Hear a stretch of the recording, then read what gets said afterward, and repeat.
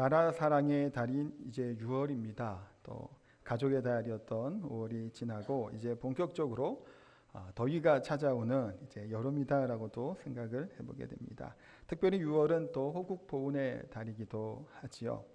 그래서 오늘 말씀은 이제 지난주에 이어서 이제 지난주에는 갈렙에 대한 말씀을 함께 봤고, 이제 가나안 정복을 이끌었던 이제 여호수아, 어찌 보면 이제 쌍두마차라고 할 만큼 이제 탁월한 지도자들이었죠. 여호수아에 대해서 함께 말씀을 나누려고 합니다. 사실 여호수아 말씀은 이제 여호수아라고 하는 사람은 이제 여러 군데에서 등장을 하고 많은 그런 일들이 사실은 있었습니다.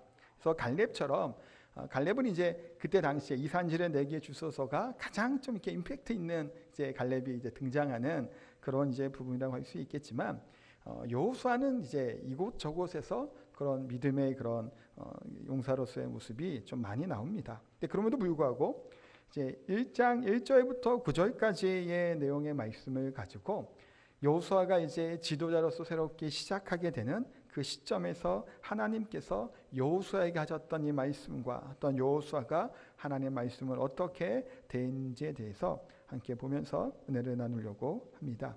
리더여 사자의 심장을 가져라라고 하는 한옥 목사님의 책이 있습니다. 그 책 이제 리더십에 대한 얘기인데 앞부분에 보면 나와 있는 그 문구를 인용해서 이제 시작해 보려고 합니다. 1945년 4월 12일 제2차 대전 이제 세계대전의 막바지로 치닫던 무렵에 미국인들은 믿기 어려움이 심각한 충격적인 이제 뉴스를 접하게 됩니다. 무슨 사건일까요? 32대 대통령 이제 루즈벨트가 이제 사망했다라고 하는 소식을 이제 듣게 됩니다. 뇌출혈로 이제 사망했던 것으로 이제 봅니다. 이제 고혈압이 되게 높았다고 검색해 보니까 나오더라고요. 220 몇씩 올라갔다고 해요. 흡연도 많이 하고 또 스트레스 때문에 이렇게 사망했다라고 이제 이야기를 하는데, 갑작스럽게 이제 죽은 거죠. 그런데 사실 미국인 전체가 다 충격을 빠졌겠으나 누구보다도 충격과 두려움에 사로잡혔던 사람이 있었습니다. 누굴까요? 그 다음 때 대통령인 33대 대통령으로 취임해야 될 사람이었던 부통령이었죠. 당시는 해리 트루먼이라고 하는 사람이 가장 이제 충격을 받았을 것이다라는 얘기예요. 왜냐하면 시골 출신의 트루먼은 갑자기 하루아침에 대통령이 이제 되는 겁니다. 또 루즈벨트라고 하는 사람은 대단히 이제 신화적인 사람이었다고까지도 이야기하고, 가장 미국인들이 존경하는 대통령이 누구냐라고 물어보면 항상 그 상위권에 최상위권에 위치할 만큼 존경을 많이 받았던 사람이 루즈벨트라고 하는 사람입니다. 또한 이 미국 역사상 처음으로 12년 동안 사선 대통령이에요. 그러니까 이건 뭐 이렇게 길게 대통령하기가 쉽지가 않잖아요. 물론 반대파에서는 뭐 독재냐 뭐 그런 얘기도 있다고는 해요. 그렇긴 하지만 사실 당시에 가장 절대적인 대통령이 바로 루즈벨트라고 하는 대통령이에요. 우리도 루즈벨트는 아시죠? 근데 뭐 트루먼이라는 사람은 아시나요? 모르시잖아요. 사실 우리랑 더 밀접한 관련이 있는 사람은 이제 해리 트루먼이에요. 왜냐하면 2차 대전의 마지막 마무리하게 될 때 핵미사일 승인한 사람이 누굴까요? 트루먼 대통령이에요. 두방 일본이 맞잖아요. 그게 다 이제 트루먼과 연관되어 있고, 6.25 전쟁도 다 어찌 보면 우리랑 밀접하게 관련된 대통령이 해리 트루먼에도 불구하고 우리는 잘 그 사람을 알지 못해요. 그만큼 미국인들에게도 마찬가지예요. 루스벨트라고 하는 위대한 그런 대통령이 있었고, 그 뒤 이어서 이제 그 수행 업무를 대통령에 대해야 될 이제 트루먼이 얼마나 이게 어려운 가운데 있었는지에 대해서는 우리가 알 수 있는 대목이죠. 또한 이제 루즈벨트라고 하는 사람은 경제 대공황이라고 하는 이제 미국의 그런 공황을 이제 뉴딜 정책이라고 하는 정책을 통해서 이제 극복하게 됐던 이제 대통령입니다. 아까도 말씀처럼 2차 세계 대전을 승리로 이끌었던, 뭐 마무리하지는 물론 못했겠지만 가장 존경받는 대통령이었습니다. 그래서 갑자기 이렇게 루즈벨트가 죽게 되니까 이 트루먼은 이제 뭐 어찌할 바를 몰랐다고 해요. 그래서 당시 이제 기자들에게 이렇게 얘기를 했다고 합니다. 하늘의 달과 별들과 모든 행성들이 나에게 떨어지는 것 같습니다. 여러분, 만약 인생에 한 번이라도 기도한다면 지금 나를 위해 기도해 주십시오 라고 부탁을 했다고 해요. 그만큼 후임으로 들어가게 된 이제 대통령이 됐던 해리 트루먼이 그만큼 부담을 가지고 그런 마음의 그런 압박감을 가졌다라는 것을 이 문구를 통해서 우리가 잘 알게 되죠. 그런데 오늘 본문에 보게 되는 여호수아라고 하는 사람도 뭐 더하면 덜했지 덜하지 않았을 겁니다. 여호수아는 모세를 뒤이어서 이제 민족의 지도자가 됐던 사람이죠. 1절 말씀에 보면 이렇게 1절 말씀을 시작합니다. 함께 읽겠습니다. 여호와의 종 모세가 죽은 후에 여호와께서 모세의 수종자 눈의 아들 여호수아에게 말씀하여 이르시되 1장 1절부터 지금 우리가 읽은 9절까지 말씀은 본격적인 여호수아 말씀이 시작하면서 하나님께서 여호수아에게 사명을 주시고 비전을 보여주시는 내용이 바로 오늘 이 서론 부분에 할 수 있는 9절까지의 내용입니다. 이 배경이 어떤가요? 지난주에도 갈렙 얘기할 때도 말씀을 드렸겠지만 사실 기다리고 기다렸던 고대했던 순간이 바로 가나안 땅에 입성하고 들어가는 겁니다. 갈렙과 함께 가데스 바네아에서 정탐한 이후에 몇 년이 걸리게 되나요? 38년이라는 긴 시간 동안 광야에서 방황하게 돼요.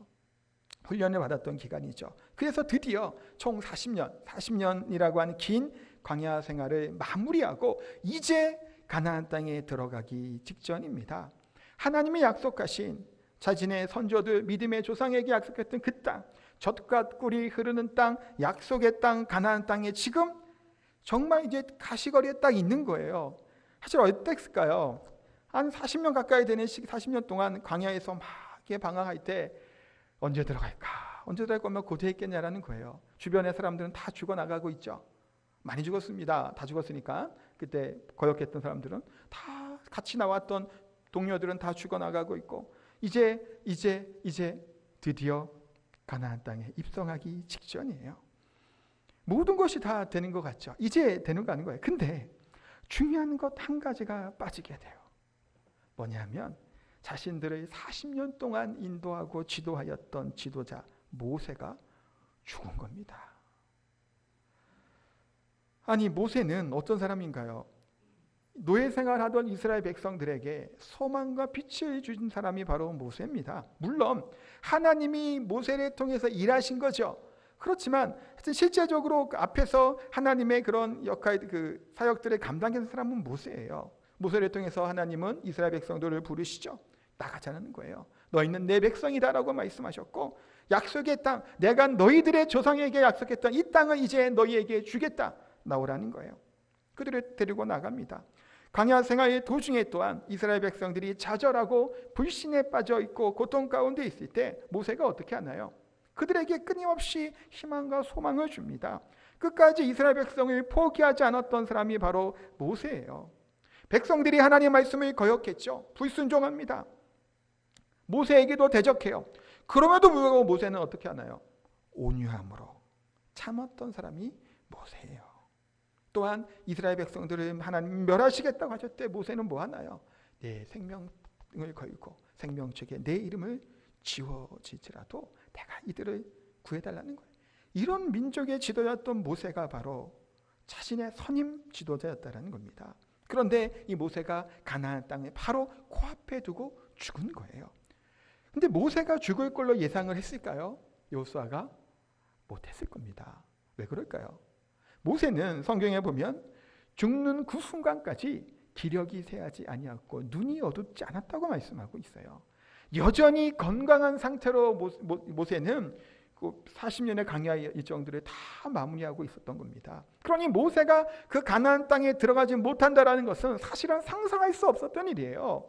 그래서 여호수아도 어떤 마음이었을까요? 모세가 시키는 대로 앞에서 이끄는 대로 그냥 가나안 땅에 들어가고 점령하고 자신이 군대 장관이기도 했으니까 내가 이 군사들을 이끌고 앞장서서 모세의 지도하에 나가겠다. 그 마음을 가졌겠죠. 근데 모세가 죽은 거예요. 이 충격은 사실 이루 말할 수 없었을 겁니다. 이 상황 가운데 우리는 두 가지 생각해 볼 수 있습니다. 첫 번째는 뭐냐면 백성들이 모세가 죽은 이후에 여호수아를 어떻게 보고 있었을까요? 모세와 같은 지도력을 가질 거라고 하는 기대감이 있었을까요? 여호수아를 볼 때 사실은 어떤 면에서는 염려하는 마음들 생겼겠죠. 두려워하는 마음들, 불안한 마음들 생기지 않았겠냐라는 거예요. 모세인데 다른 사람도 아닌 모세입니다. 두 번째는 뭘까요? 여호수아 자신은 어땠을까요? 내가 잘할 수 있을 텐데 생각을 했을까요? 아니면 두렵고 염려하는 마음이 많았을까요? 먼저 선임자였던 이 모세가 대단한 사람이라는 것은 여호수아가 누구보다도 더 잘 알고 있습니다. 신명기 34장 10절에서 12절까지 말씀을 보면 이제 모세에 대해서 이렇게 말씀하고 있습니다. 띄워주시고 같이 한번 읽어보도록 하겠습니다. 안 뜨나요? 네. 그 후에는 이스라엘의 모세와 같은 선지자가 일어나지 못하였나니 모세는 여호와께서 대면하여 아시던 자여 여호와께서 그를 애굽 땅에 보내사 바로의 그의 모든 신하와 그의 온 땅의 모든 이적과 기사와 모든 큰 권능과 위엄을 행하게 하심에 온 이스라엘의 목전에서 그것을 행한 자이더라. 아멘. 모세를 선지자 중에 선지자라고 얘기를 하죠. 또한 누구보다도 하나님을 가까이에서 만났던 사람이, 교제했던 사람이 모세입니다. 하나님을 대면하여 아시던 자, 또한 성경에는 하나님과 친구라고 동역자라고 하는 두 사람이 나오는데 그 중에 한 사람이 모세예요. 그러니 이 모세라고 하는 사람은 사실 그 누구보다도 하나님을 잘 알았던 사람이었고 지도자 중에서 하나님이 그런 모세를 통해서 이와 같은 귀한 사역들을 감당할 수 있었던 사실 위대한 지도자가 바로 모세입니다. 바로 그때 하나님께서는 여호수아에게 말씀하시는 거예요. 이와 같은 여호수아에게 나타나셔 뭐라고 얘기하시나요? 힘을 주시죠. 위로를 해주시고 두려워할 수밖에 없는 이 가운데 다시금 두려움을 떨쳐버리고 앞으로 전진할 것에 대해서 말씀하고 있습니다. 사실 우리도 마찬가지예요. 여러 가지 우리들의 상황들 가운데 우리를 사실은 두렵게 하는 상황들이 있죠. 아무런 희망이 보이지 않고 절망 가운데 우리가 직면할 때도 있습니다. 때로는 우리 마음 가운데 두려움이 가득할 때도 있어요. 그런데 이러한 두려움을 가득 찬 삶, 긴장이 연속되는 이런 삶, 그런 삶이 행복할까요? 아니죠. 행복하지 않습니다. 두려움과 긴장감과 그런 것들이 가득 차서 행복할 수가 없죠. 이와 같은 삶을 살아가는데 기쁨과 승리가 있을까요? 아니라는 거예요. 두려움을 이겨낼 수 있는 힘과 능력이 있을 때, 이것을 넉넉히 이겨낼 때 하나님께서 우리에게 기쁨과 소망을 주시는 줄 믿습니다. 그래서 두려움을 이기는 힘, 이것을 오늘 말씀을 통해서 한 두 가지 정도를 생각해 보려고 합니다. 첫 번째는 여호수아는 하나님의 약속의 말씀을 붙잡았다는 겁니다. 반대로 얘기하면 이것은 여호수아 입장에서고 또 다른 것은 이거예요. 하나님께서는 두려워 떨고 있고 긴장해 있고 어찌할 바를 모르는 여호수아에게 하나님이 말씀하여 주셨다라는 겁니다. 뭐라고 말씀하고 계시나요? 6절에 강하고 담대하라. 7절에 오직 강하고 극히 담대하라. 9절에 강하고 담대하라. 두려워하지 말며 놀라지 말라. 사실 지금 여호수아가 어떠한 상태인지 너무나 잘 보여주고 있는 말씀이에요. 지금 처음에 하나님께서 여호수아에게 비전을 보여주시고 소명을 다시금 일으켜 세워줄 때 가장 하나님이 많이 말씀하시는 것이 담대하라는 겁니다. 강하라는 것이고 두려워하지 말라라고 말씀하고 있어요. 여호수아는 용사 중에 용사고 장군 중에 장군이에요. 사실 이스라엘 백성의 그 앞장서서 전쟁이 있을 때마다 위대한 그런 장군이었죠. 그런 여호수아에게 담대할 것에 대해서 말씀하고 있어요. 반대로 얘기하면 뭘까요? 여호수아가 얼마나 큰 두려움과 그런 이제 긴장감 가운데 사실 이 마음의 심리적인 상태가 어떠했는지를 잘 알려줄 수 있는 대목입니다. 여호수아는 이제 사실 새 시대를 이끌어갈 지도자로 선택받게 됐죠. 그러니까 고민과 두려움이 많았습니다. 여호수아는 애굽에서의 삶도 다 알았던 사람이에요. 출애굽하는 가정이 어떻게 됐는지도 여호수아는 다 압니다. 사실 여호수아 갈렙 외에는 나머지는 다 어떻게 되나요? 광야에서 다 죽은 거예요. 성인들은 다 죽은 거예요. 그러니까 성인으로서 잘 분별하고 생각할 수 있는 그때 어떻게 애굽 생활을 했고 출애굽하는 가정은 어떠했고 또 시내산에서 어떤 사건들이 일어나게 되고 그래서 광야에서의 일상들 그 모든 것들은 여호수아는 다 경험하고 알던 자입니다. 또 홍해가 갈라져서 이스라엘 백성들이 건너가게 되죠. 또한 만나가 내려져서 먹을 것이 없는 이들에게 궁핍한 죄를 채웠던 이 사건도 여호수아는 다 이렇게 알고 있고 경험했습니다. 목말라서 괴로워했을 때 반석에서 물을 내주셨고 또한 시내산에서 율법을 주실 때에도 모세 옆에 여호수아가 항상 붙어 있었습니다. 사실 이렇게 생각해 보면 가장 정확하게 가까이서 봤던 사람이 여호수아죠. 우리가 그렇기 때문에 여호수아가 모세의 뒤를 이어서 지도자가 되는데 합당하다라고 여길 만한 일들이에요. 사실 그렇죠. 가장 모세 가까이에서 보필하고 봤기 때문에 누구보다도 잘 그 다음을 수행할 수 있는 사람이 여호수아인 것은 분명해요. 그런데 그게 자기 자신이면 이게 쉽지가 않은 거예요. 경험하고 알고 봤다고 나도 그렇게 할 수 있어야 되잖아요. 모세처럼 행할 수 있어야 되잖아요. 그 위대한 지도자 앞에 내가 봤는데 얼마나 사실은 여호수아가 두려움이 밀려오고 그 말할 수 없는 그런 마음이 그 가운데 있게 됐다라는 거예요. 근데 보세요. 지도자에게, 리더에게 두려움이 가득한 모습은 이게 성공할 수 있을까요? 실패할까요? 실패해요. 여호수아는 그것도 잘 알고 있습니다. 어떤 사건 때문에 알 수 있을까요? 가데스 바네아에서 12명의 지파에서 대표들을 뽑죠. 그래서 정탐을 보냅니다. 그중 10명의 정탐꾼들은 어떤 상태에 빠져서 돌아오게 되죠? 두려움이에요. 가나안 족속들이 바라볼 때 그 두려움에 벌벌벌 떱니다. 그래서 뭐라고 얘기하는 거예요? 우리는 메뚜기와 같다고 얘기하는 것이 왜 이런 얘기를 할까요? 두려움이 가득했어요. 그러니 하나님께서 지금까지 인도하시고 홍해를 가르시고 만나를 주시고 메추라기 주시고 어떻게 강야 가운데 그들을 인도하셨고 바로에게 10가지 재앙을 통해서 그 바로를 두려워 떨게 만들었던 이 하나님을 잊어버린 거예요. 왜? 두려웠기 때문이에요. 두려움에 휩싸이니까 사리 분별을 못해 영적으로 깨어있지도 못했던 겁니다. 이래서 10명의 정탐꾼이 뭐 어떻게 되나요? 뭐 말도 안 되는 소리를 하죠. 안 된다고 부정적 얘기하다가 결국엔 뭐 한 거예요? 40년의 강야 방황할 수밖에 없는 시간이 사실은 늘어나게 된 거예요. 백성들이 두려워 떨게 될 때 위로하고 용기를 주는 것이 누군가요? 지도자죠. 모세가 사실 그와 같은 역할들을 했습니다. 지도자가 먼저 두려움에 쌓이면 사실은 멸망의 길로 인도할 수밖에 없습니다. 이것을 처음 했던 여호수아. 그런데 이걸 알매도 불구하고 자신에게 부과되어 있고 자신이 담당해야 될 사명이 너무나 클 수밖에 없다는 거예요. 왜 그럴까요? 이제 본 게임이에요. 무슨 말인지 아시겠어요? 이스라엘 백성이 출애굽한 게 왜 출애굽했나요? 가나안 땅에 들어가기 위함이잖아요. 근데 모세는 같이 안 데리고 들어갔어요. 그냥 강에서 빙글빙글 돈 거예요. 훈련 받은 거죠. 사실은 훈련소에서 훈련 받은 거죠. 훈련 받았어요. 이제 진짜 본 게임이 시작합니다. 전쟁이 일어나게 되고 그 땅을 정복하고 정착해야 되는 이 사명이 이제 여호수아에게 떨어진 거예요. 원래는 모세라고 생각했겠죠. 이제 본 게임, 이제 훈련소에서 생활이 다 끝나고 이제 자대 배치되고 이제 곧 전쟁이 시작됩니다. 이때 내가 지금 그 지도자가 된 거예요. 상황을 아시겠죠. 그러니 이 여호수아의 두려움과 이 힘들어하는 이 마음을 사실은 누구보다도 잘 알 수 있는 상황이라는 겁니다.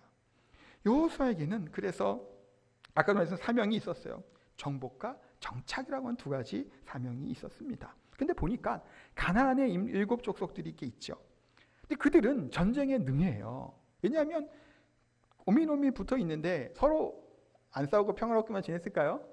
많이 싸웠던 것들이 있죠. 군대가 조직되어 있습니다.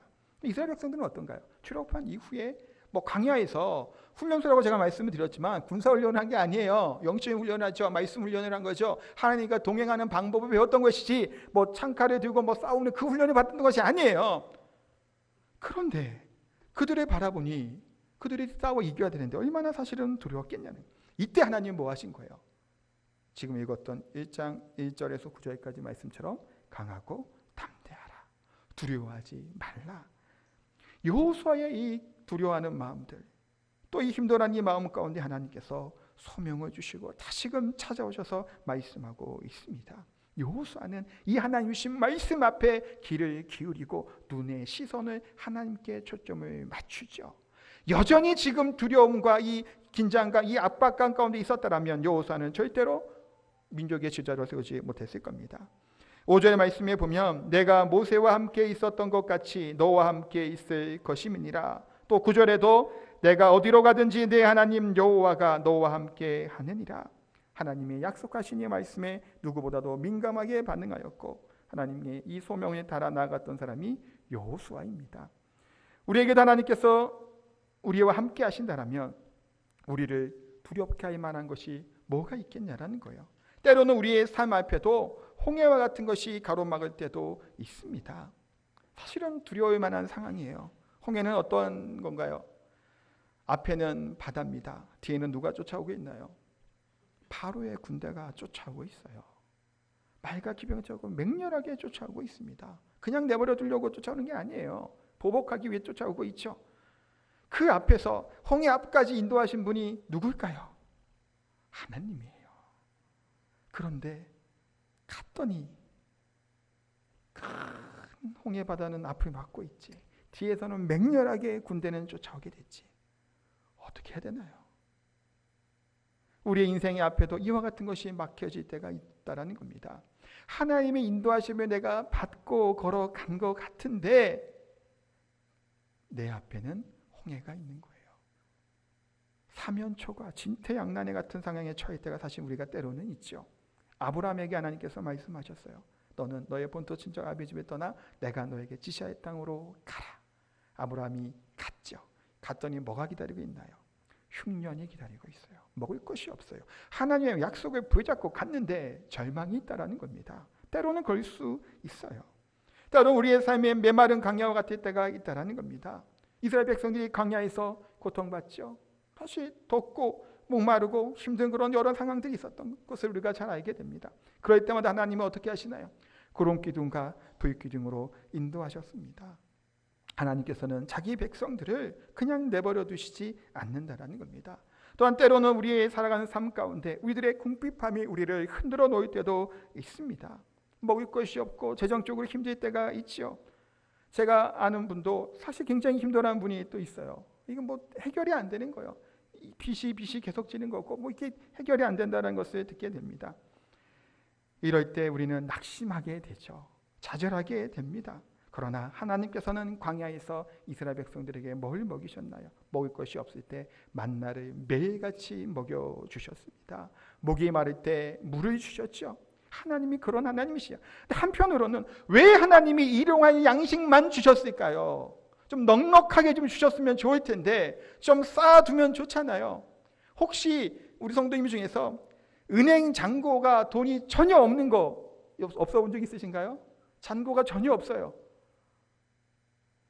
마음이 어떨까요? 카드값은 돌아오게 돼요. 들어올 때는 없어요. 어떻게 해야 되나요, 이거를?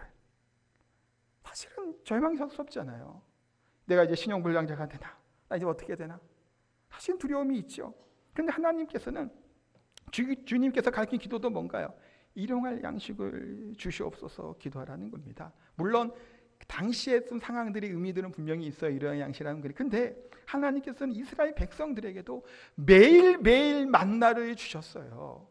그냥 넉넉히 쌓아두고 또 이렇게 해놓고 뭐 이렇게 행군할 때 이렇게 좀 쌓아뒀다가 꺼내 먹어도 좋잖아요. 넉넉히 있으면 얼마나 마음이 좋아요. 아까 통장 잔고를 얘기한 게 그거예요. 돈을 인출할 수 있는 돈이 있어야 되는데 전혀 없으면 불안감이 생기잖아요. 근데 하나님께서는 어떻게 하신 거예요? 매일매일 주시고 매일매일 먹게 했다라는 겁니다. 이것을 통해서 뭘 알게 되나요? 하나님만 의지하라는 것이고 또한 이들이 어떤 마음이었을까요? 내일은 안 주시면 어떡하나? 내일은 만나가 없으면 어떡하지? 그것이 아니라는 거예요. 하나님은 매일 그 다음에도 동일하게 동행하시고 함께 하심을 이스라엘 백성들에게 보여주셨습니다. 지난주에 어린이 축제를 했죠. 많은 분들이 또 후원도 하시고 봉사도 하시고 섬겨 주셔서 참 감사한데 날씨가 또 지난주에 굉장히 감사했습니다. 토요일은 굉장히 더웠어요. 우리 준비하는 분들이 같이 준비도 하고 이렇게 하는데 다시 해가 쨍쨍 나가고 얼마나 덥던지. 근데 주일날은 어땠나요? 오후에? 오전에는 좀 날씨가 좋았죠. 점심때쯤 되니까 어둑어둑해지더니 비가 한두 방울 좀 떨어졌어요. 그래서 청년들이 앰프 같은 거 갖고 나가서 미리 좀 준비한다고 나갔는데 비가 조금 떨어지는 거예요. 다시 안으로 들여놨습니다. 비 맞으면 안 되니까. 그러고 나서 실제로 할 때 오후에는 날씨가 어땠죠? 너무 좋았죠, 사실. 하나님께서 저는 이제 지난주에 이 생각이 났어요. 구름기둥. 하나님께서 해를 막아주신 것 같은 느낌을 사실 저는 받아서 얼마나 감사했는지 몰라요. 토요일같이 해가 쨍쨍했으면 애들도 새까맣게 탔을 것이고 준비하는 교사애도 힘들었을 것이고 사실 지난주엔 천막이 없어도 괜찮을 만큼 날씨가 괜찮았어요. 그렇다고 여름철에 구름이 잔뜩 끼고 비 올 것 같아서 습해갖고 막 끈적끈적하지도 않았습니다. 사실은 쾌적한 가운데 하나님께서 날씨를 주셔서 그 어린 축제를 잘 마칠 수 있었죠. 사실 별것 아닌 것 같으나 우리가 기도하면서 축제를 준비하고 할 때 하나님이 그렇게 인도하심을 깨닫게 되잖아요. 그러니 하나님의 구름 기둥, 날씨 그럴 수도 있고 운이 좋았다, 행운이다, 참 좋았네, 그렇게 할 수 있겠으나 하나님께서 우리들의 이런 행사들이나 준비한 것들을 인도하시고 보호하셨다라고 할 때 우리의 감사가 더 커지게 되겠죠. 이처럼 하나님께서는 우리들에게 말씀하시고 어려움이 있을지라도 거기에 멈춰있게 하지 않고 분명한 것은 우리들에게 힘을 주시고 능력을 주시고 이것을 이겨낼 수 있도록 하나님께서 분명히 말씀하고 있다는 겁니다. 이 약속의 말씀을 붙들고 나가는 저희들이 되기를 소망합니다. 두 번째는 또한 여호수아는 하나님 말씀 앞에 순종했기 때문입니다.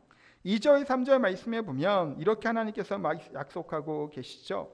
내 종 모세가 죽었으니 이제 너는 이 모든 백성과 더불어 일어나 이 요단을 건너 내가 그들 곧 이스라엘 자손에게 주는 그 땅으로 가라. 내가 모세에게 말한 바와 같이 너희 발바닥으로 밟는 곳을 모두 내가 너희에게 주었노니 라고 말씀하십니다. 모세와 함께 하셨던 하나님이 이스라엘 백성들에게 함께 하시겠다고 말씀하고 있고, 또한 모세에게 여호수아에게 뭘 약속하시냐면 가나안 땅과의 그런 전쟁을 내가 다 해결해 두겠다라는 거예요. 다만 이스라엘 백성들과 여호수아에게 요청하는 것이 있습니다. 그게 뭐냐면 믿음으로 전진하라는 거예요. 믿음에 순종을 하라고 분명히 말씀하고 있습니다. 우리가 홍해를 알죠? 또 요단강을 건너는 사건을 압니다. 두 가지가 비슷하면서도 달라요. 비슷한 것은 물을 건너갔다라는 겁니다. 건너편으로. 홍해는 어떤 상황이었나요? 하나님께서 홍해의 바다를 가르셨어요. 가르셔서 마른 땅같이 된 것을 이스라엘 백성들이 보고 건너갑니다. 이미 땅인 데서 건너간 거예요. 그런데 지금 요단강은 어떤 상황일까요? 추수기가 되면 사실은 비가 많이 와서 수량이 많이 늘어난다고 해요. 그래서 이제 거의 100m가 넘는 큰 강이 된다고 하는데 그 강을 어떻게 하라는 걸까요? 밟으라는 거예요. 아니, 물이 지금 넘치넘치 오고 있어요. 지금 막 쏟아같이 내려오고 있는 거예요. 사실은 수량이 커지니까. 그런데 물이 멈추지 않았어요. 아직. 내디디라는 거예요. 그런데 순종하라는 겁니다. 사실은 말도 안 되는 일이 같죠. 그런데 그럼에도 불구하고 하나님은 뭘 요구하시는 거예요? 내디디면 하나님께서 물을 멈춰주시겠다라는 겁니다. 여호수아 이스라엘 백성들은 여기에 순종하죠. 그래서 발을 내디딜 때 놀라운 하나님의 가나안 땅의 역사들이 일어나게 됩니다. 여호수아서에 나타난 여러 가지 전쟁 가운데 33번의 전투가 있었는데 모두 다 승리했다라고도 보통 얘기를 해요. 그런데 한 번 졌죠. 어디서 지나요? 아이성에서 사실은 패전하게 돼요. 하지만 결국은 이제 아이성도 점령하게 됩니다. 사실 무적의 장수라고 얘기할 만큼 가는 곳마다 승승장구했고 연합군을 결성해서 함께 여러 족속이 쳐들어왔을 때도 사실은 박살내 버립니다. 사실. 그러니까 상대가 안 될 만큼 큰 승리만이 여호수아에게 있게 돼요. 왜 이것이 가능할 수 있었을까요? 하나님께서는 7절, 8절의 말씀에 당부하셨던 말씀처럼 말씀 중심의 삶에 대한 원칙에 대해서 말씀하고 있었고, 여호수아는 말씀 앞에 순종하게 될 때 그 앞에 있는 가나안 땅을 모두 점령할 수 있었습니다. 7절 하반절부터 8절 말씀을 보면 나의 종 모세가 내게 명령한 그 율법을 다 지켜 행하고 우로나 저로나 치우치지 말라. 그리하면 어디로 가든지 형통하리니. 8절은 같이 읽겠습니다. 이 율법책을 내 입에서 떠나지 말게 하며 주야로 그것을 묵상하여 그 안에 기록된 대로 다 지켜 행하라. 그리하면 내 길이 평탄하게 될 것이며 내가 형통하리라. 아멘. 영적인 삶 가운데 영적인 형통함을 주는 비결, 복이 뭐라고 말씀하고 있나요? 하나님 말씀대로 순종하라라는 겁니다. 그러면 하나님께서 형통할 것에 대해서 분명히 말씀하고 있죠. 형통이라는 말은 막힌 것이 뚫어진다, 굽은 것이 펴진다라고 하는 의미입니다. 형통한 삶을 산다라는 것이 내 마음대로 내 뜻대로 살아간다, 그것이 형통이라고 성경은 말씀하고 있지 않아요. 내 생각과 내 뜻과 이 세상 사람들이 요구하게 되는 방법들, 그것이 옳은 것처럼 보일 때가 있습니다. 그 방법이 더 맞다고 생각이 들죠. 왜 열심히 공부를 해서 우리 학생들이 대학교를 가나요? 그것도 가능하면 스카이 대학교를 가기를 원하잖아요. 왜 스카이를 가려고 할까요? 뭐 때문에 그러죠? 성공하기 위함이죠. 많은 돈을 벌고 편안하게 형통하게 살기 위해서 사실은 열심히 공부를 합니다. 공부해서 다른 사람 가르쳐주고 남 주기 위해서 공부 안 해요. 출세하고 성공하기 위해서 공부를 대체로 하죠. 그것이 보장이 되나요? 좋은 대학교가 성공의 형통한 삶의 보장이 되나요? 확신할 수 있겠냐라는 거예요. 아니죠. 왜 그러면 열심히도 공부를 하고 좋은 대학교, 좋은 데 취직하려고 그럴까요? 확률이에요. 사실은 어찌 보면. 좋은 대학교 가면 좋은 직장에 취업할 수 있는 확률이 높아지게 되죠. 그러니까 그 길을 향해 가는 겁니다. 그런데 우리가 분명히 기억할 것은 이거예요. 하나님께서 열어주시면 열리는 것이지 우리가 노력하고 애쓴다고 우리의 길이 열리는 것이 아니라는 겁니다. 서울대학교를 간다고 모두가 다 성공하지 않아요.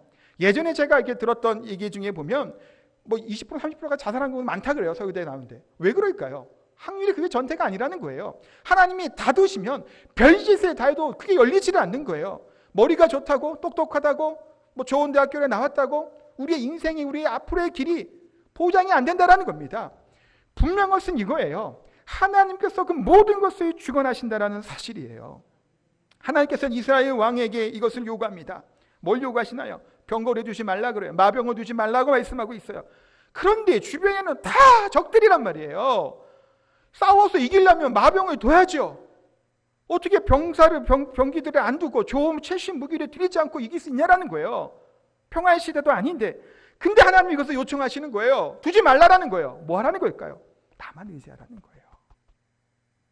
이 원리를 우리가 기억해야 됩니다. 시편 119편 165절에도 주의 법을 사랑하는 자에게는 큰 평안이 있으니 그들에게 장애물이 없으리이다. 주의 말씀, 주의 법을 지키고 그대로 사랑하는 자에게는 하나님께서 형통하게 인도하실 것이라고 분명히 말씀하고 있습니다. 그런데 이거 다 알잖아요. 근데 왜 자꾸 우리가 말씀대로 안 살까요? 몰라서가 아니란 말이에요. 사실은 지금 이 얘기했던 얘기는 다 하시는 얘기예요. 물론 새롭게 듣고 다시 한번 마음을 다지긴 하겠으나 뭐 때문에 자꾸 이렇게 삐딱하게 갈까요? 욕심 때문이에요. 욕심 때문에 우리가 미혹하게 되죠. 우리를 중독으로 끌어들이게 됩니다. 영적으로 무감각하게 만들고 둔하게 만드는 거예요. 그래서 깨닫지 못하게 만드는 겁니다. 미국의 베스트셀러 작가인 지글러의 책에 이런 내용이 나온다고 해요. 뭐냐면 에스키모인들의 늑대 사냥법이라는 거예요. 얼린 꽁꽁 칼을 얼려갖고 거기다 피를 바른다고 합니다. 그래서 이렇게 바닥에 얼음에 꽂아놓기도 하고 두기도 한다고 하는데 그러면 늑대가 와서 날름날름 피 냄새 나니까 빨아먹는다는 거예요. 그럼 얼음이 녹겠죠. 이렇게 하니까. 그러면 날카로운 칼에 자기 늑대 뼈가 상처를 입힌다고 해요. 그럼 피가 계속 나잖아요. 근데 피 맛은 계속 나죠. 끊임없이 계속 날름날름 하다가 가다출혈로 죽는다는 거예요. 늑대가. 그것을 에스키모들이 이렇게 늑대를 잡는 방법이라고 이렇게 나왔다고 하는데 사실 우리도 마찬가지입니다. 세상의 욕심에 중독이 되면 죽는 줄도 모르고 자꾸 그 길로 가는 거예요. 그것이 옳다고 여겨지게 하는 것이죠. 우리가 정신 차리지 않고 깨어있지 않고 말씀 안에 서지 않으면 얼마든지 우리는 이 세상의 유혹 때문에 미혹하는 우리의 세상 때문에 그 길로 걸어가게 돼요. 그 길이 전량 맞는 것처럼 우리를 미혹하잖아요. 그렇게 가는 것이 옳다고 이야기를 합니다. 이 세상은 다 그것이 옳은 방법이라고 얘기해요. 그런데 하나님의 말씀이 성경이 아니라고 하면 우리가 멈출 수 있어야 되는데 불합리한 것 같고 이 세상의 방법과 다르기 때문에 하나님의 믿음으로 나아가는 것이 실패할 것 같을지라도 하나님이 말씀하신다라면 우리 말씀에 순종해야 될 줄 믿습니다. 당장은 지금은 조금 실패하고 어려워 보일 수 있어요. 아까 모세도 홍해 앞에 갔을 때 막혔잖아요. 아브라함도 말씀대로 갔는데 기근이 들었잖아요. 어려움이 있을 수 있다는 겁니다. 야이로의 딸은 어떻게 되나요? 빨리 갔으면 살았을 텐데 죽었잖아요. 그때 하나님 뭘 하시나요? 하나님의 함께하심과 하나님의 능력이 어찌 보면 하나님 말씀대로 순종하고 정말 참된 믿음의 사람으로 그리스도인으로 살아가게 될 때 어려움과 고난과 힘듦이 닥칠 수 있어요. 그러나 그 환경 가운데 하나님이 그것을 열어주시고 더 크게 우리를 하나님의 사람으로 세워주시는 것들이 경험하게 할 수 있는 능력이 그 가운데 있는 줄 믿습니다. 그래서 우리는 하나님 말씀 앞에 순종하는 것이고 내디디라고 말씀하실 때 믿음으로 내디딜 수 있는 믿음으로 살아갈 수 있는 저 우리 성도님 되시기를 주님의 이름으로 축복하고 기도합니다. 약속을 붙들 붙들고 말씀대로 믿음대로 또한 담대함으로 나아가는 저와 성도님 되시기를 축원합니다.